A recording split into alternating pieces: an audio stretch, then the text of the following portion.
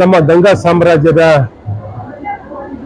ಕಾಲದ ಏನೊಂದು ಅವರ ವಂಶ ಮತ್ತು ಅವರ ಕೊಡುಗೆ ಮತ್ತು ಅವರ ಸಾಧನೆಗಳ ಬಗ್ಗೆ ಇಡೀ ವಿಶ್ವಕ್ಕೆ ತಿಳಿಸುವಂತ ಒಂದು ಪ್ರಯತ್ನವನ್ನ ನಮ್ಮ ಲಾಲ್ಬಾಗಿನ ನಮ್ಮ ಹಾರ್ಟಿಕಲ್ಚರ್ ಇಲಾಖೆ ಅದನ್ನು ವಿಶೇಷವಾಗಿ ನಮ್ಮ ಅಡಿಷನಲ್ ಡೈರೆಕ್ಟರ್ ಆಗಿರುವಂತಹ ಜಗದೀಶ್ ಅವರು ಇವತ್ತು ಆಸಕ್ತಿಯನ್ನು ವಹಿಸಿ ಇಡೀ ವಿಶ್ವದ ಗಮನವನ್ನು ಸೆಳೆದು ಹೇಗೆ ಗಂಗಾ ಸಾಮ್ರಾಜ್ಯ 700 ವರ್ಷ ಕಾಲ ಪೂರ್ವ ಮತ್ತು ಪಶ್ಚಿಮ ಭಾಗಗಳನ್ನ ಆಡಳಿತವನ್ನು ಮಾಡಿರುವಂಥದ್ದು ಮತ್ತು ಅವರ ಅಪಾರ ಕೊಡುಗೆಗಳು, ದೇವಾಲಯಗಳು, ಇವತ್ತಿನ ವೆಂಕಟೇಶ್ವರನ ನೋಡುವಂಥದ್ದಾಗ್ಲಿ, ಈ ರೀತಿ ಹಲವಾರು ಆಡಳಿತ ಮತ್ತು ವ್ಯವಸಾಯದಲ್ಲಿ ಸುಧಾರಣೆಗಳು, ನಮ್ಮ ಸಾಮಾಜಿಕ ಮತ್ತು ಇಡೀ ಪರಿಪೂರ್ಣವಾಗಿ ನಮ್ಮ ಪ್ರಗತಿಯನ್ನು ಕಾಣಲಿಕ್ಕೆ ಮೂಲ ತಳಪಾಯನ್ನ ಹಾಕಿ ಇವತ್ತಿಗೂ ನಾವು ಕಾಣುವಂತ ಸ್ಮಾರಕಗಳನ್ನ ಕೊಟ್ಟಿರುವಂತ ಮಹಾನ್ ವಂಶ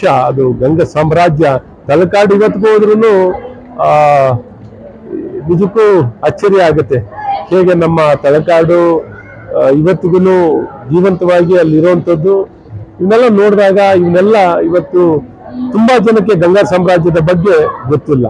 ಅದನ್ನ ಇವತ್ತು ಪರಿಚಯಿಸುವಂಥದ್ದು, ಇವರ ಸಾಧನೆ ಇಡೀ ದೇಶ ವ್ಯಾಪ್ತಿಯಲ್ಲಿ ಇವರ ಆಡಳಿತ ಮಾಡಿರುವಂಥದ್ದು ನಮ್ಮ ಕರ್ನಾಟಕಕ್ಕೆ ನಮಗೆ ಹೆಮ್ಮೆ ತರುವಂಥದ್ದು. ಇವತ್ತು ಈ ಒಳ್ಳೆ ಕಾರ್ಯಗಳಾಗಿರುವಂಥದ್ದು ನಿಜಕ್ಕೂ ನಮಗೆಲ್ಲ ಹೆಮ್ಮೆ ತರುವಂಥದ್ದು.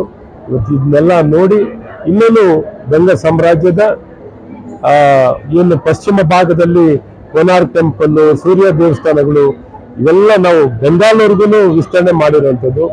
ಇಲ್ಲಿ ಪೂರ್ವದಲ್ಲೂ ಇಡೀ ತಮಿಳುನಾಡು ಎಲ್ಲ ಭಾಗವನ್ನು ಆಡಳಿತ ಮಾಡಿರುವಂಥದ್ದು, ಚೋಳರ ಮೇಲೆ ವಿಜಯವನ್ನು ಸಾಧಿಸಿರುವಂಥದ್ದು. ಇವೆಲ್ಲ ಕರ್ನಾಟಕಕ್ಕೆ ನಮ್ಮೆಲ್ಲರಿಗೂ ಹೆಮ್ಮೆ ಪಡುವಂತ ರೀತಿಯಲ್ಲಿ ಅವರ ಕೊಡುಗೆಗಳು ಇರುವಂಥದ್ದು.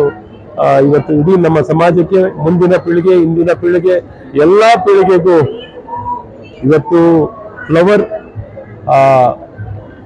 ಶೋ ಮೂಲಕ ಮತ್ತು ಇತಿಹಾಸವನ್ನ, ಫ್ಲವರ್ ಶೋ ಎಲ್ಲವನ್ನು ಚೆನ್ನಾಗಿ ಇಂಟಿಗ್ರೇಟ್ ಮಾಡಿ ಇವತ್ತು ಇಡೀ ಸಮಾಜ ಆನಂದಿಸಿ ಹೆಮ್ಮೆ ಪಡೋ ರೀತಿಯಲ್ಲಿ ಮಾಡಿದ್ದೀರಾ ಸರ್.